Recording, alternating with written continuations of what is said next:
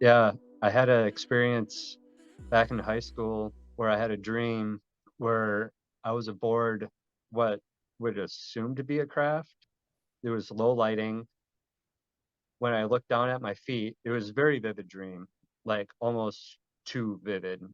The way I'm explaining it is because I'm actually like going back through the video recording in my brain, like my memory of it is that, well, I looked down and there was like a hexagonal kind of like platform, like walkway, kind of like a grating where it was like a honeycomb shape, and there was tubes running along the walls. I took notice of the center of the room, and there were little beings that almost kind of looked like Jawas, but they were all in black. It was like black robes, but they were like small, like a smaller type kind of stature, but they were up on like the same kind of platforms and stuff that I was on. They were in the center of the room. They were walking up to this big like vessel, big like fishbowl thing in the center of the room. Each entity had something, and one went up one way, and one went up the other way, and they both poured something into that like fishbowl. And when it happened, it was like a pink liquid and a blue liquid, and it filled those tubes that were all along the wall. And so I could see like the color like flowing through the tubes, like through me. It was almost like a network.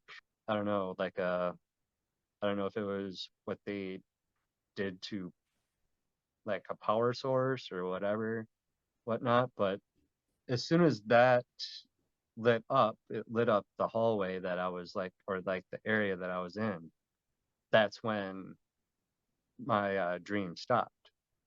And I remember I like woke up abruptly and I look over and it was midnight, right on the dot. The next day in high school, sitting in the back row, and one of my best friends, she just lived just like through the yards away from me. And I told her about my dream I had. And basically, like her face just, look of like shock and like deer in the headlights and her mouth open, and everything. And then when I was like, yeah, I woke up at, right at midnight. And she's like, no, I woke up at 12:01 and I had the exact same dream. Whatever I That's crazy. described, she saw it too. The interesting thing is we're both the same type of kind of like individual, sensitive, psychic, kind of sees and knows things that other, people don't normally see. But so it was very interesting. We both had that same dream, and she literally had a genuine reaction of like, shock that, I'm like telling her that, this is what happened. And you can literally see like it was freaking her out because it happened to her. Yeah, I used to live out in the country, so not much city lights growing up.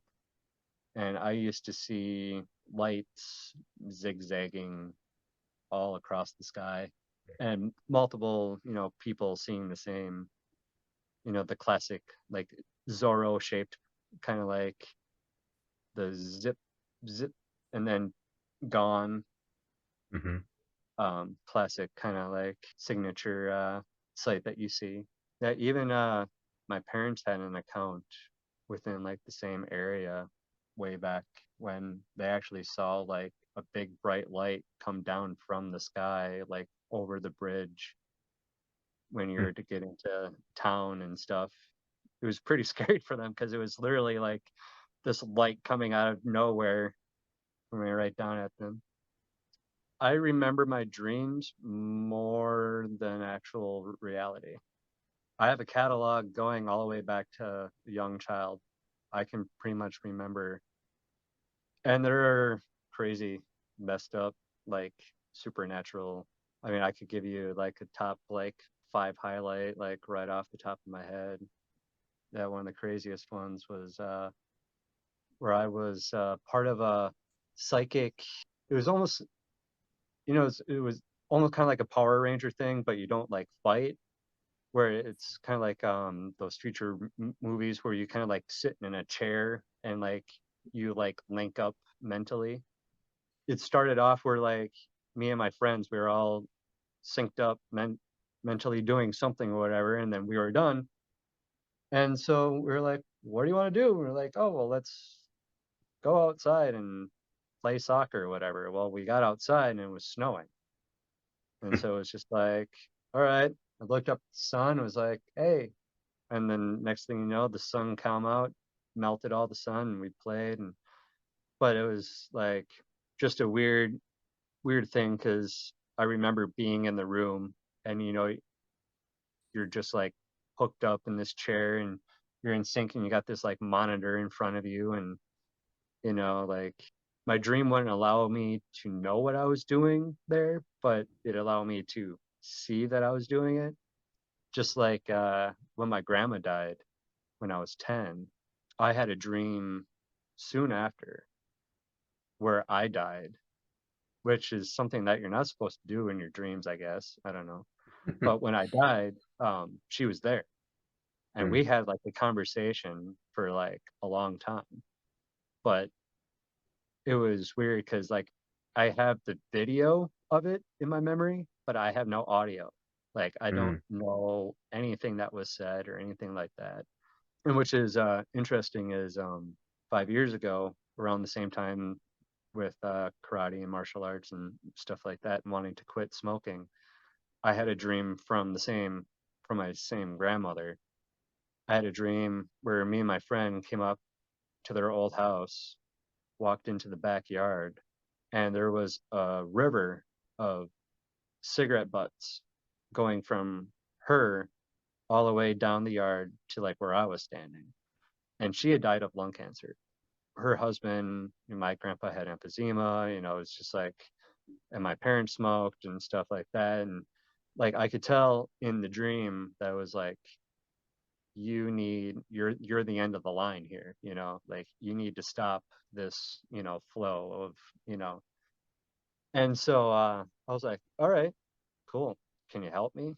It's like big task. And basically quit cold turkey the next day and never had a thought about having a cigarette. And that was 5 years ago. good for you. Yeah. Good for you. You said you have the video in your mind when you talk to your grandmother, but you don't hmm have the audio. But do you remember if it was a good, positive conversation or a negative conversation? I don't know. It was kind of like, I think it was more kind of like a, hey, this is what's up. I think part of it was, kind of like, hey, sorry, didn't, spend any more time because I was 10. Overall, it was good. Um, it definitely didn't scare me. Just like my whole life is one big paranormal uh, story. I used to wake up as a small child in the middle of the night and wake up to a room full of purple robed monks, Oh, like hundreds of them. And I would do the classic, like, head under the cover type kind of thing. And I would like peek out and be like, they're still there.